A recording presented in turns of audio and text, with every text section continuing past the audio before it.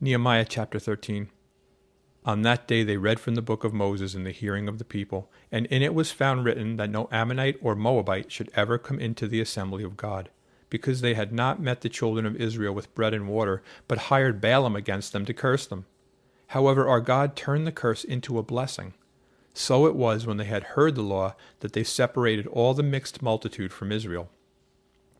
Now before this, Eliashib the priest, having authority over the storerooms of the house of our God, was allied with Tobiah, and he had prepared for him a large room where previously they had stored the grain offerings, the frankincense, the articles, the tithes of grain, the new wine and oil, which were commanded to be given to the Levites and singers and gatekeepers, and the offerings for the priests. But during all this I was not in Jerusalem, for in the 32nd year of Artaxerxes, king of Babylon, I had returned to the king. Then after certain days I obtained leave from the king, and I came to Jerusalem and discovered the evil that Eliashib had done for Tobiah in preparing a room for him in the courts of the house of God. And it grieved me bitterly. Therefore I threw all the household goods of Tobiah out of the room. Then I commanded them to cleanse the rooms, and I brought back into them the articles of the house of God with the grain offering and the frankincense. I also realized that the portions for the Levites had not been given them, for each of the Levites and the singers who did the work had gone back to his field. So I contended with the rulers and said, "Why is the house of God forsaken?" And I gathered them together and set them in their place. Then all Judah brought the tithe of the grain and the new wine and the oil to the storehouse. And I appointed as treasurers over the storehouse Shelemiah the priest and Zadok the scribe, and of the Levites Pedaiah. And next to them was Hanan the son of Zechor, the son of Mattaniah, for they were considered faithful, and their task was to distribute to the brethren. Remember me, O my God, concerning this, and do not wipe out my good deeds, for I have done for the house of my God and for its services.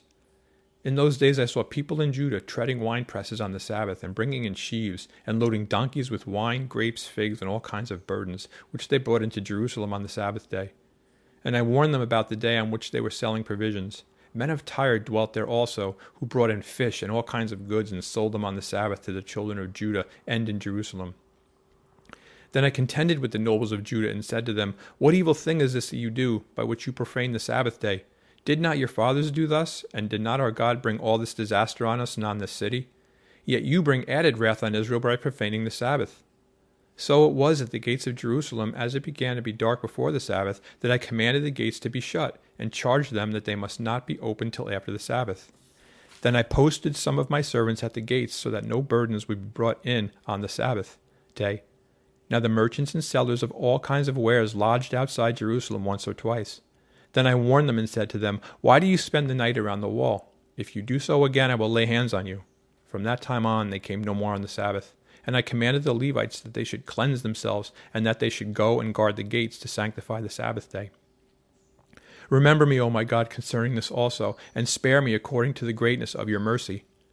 In those days I also saw Jews who had married women of Ashdod, Ammon, and Moab, and half of their children spoke the language of Ashdod, and could not speak the language of Judah, but spoke according to the language of one or the other people.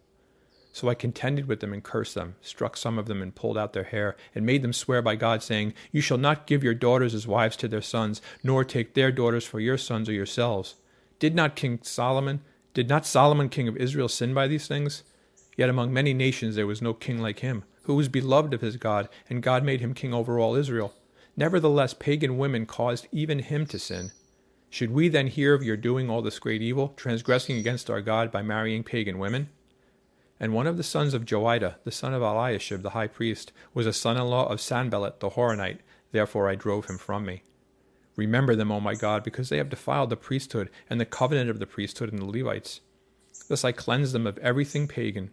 I also assigned duties to the priests and the Levites, each to his service, and to bringing the wood offering and the firstfruits at appointed times. Remember me, O my God, for good.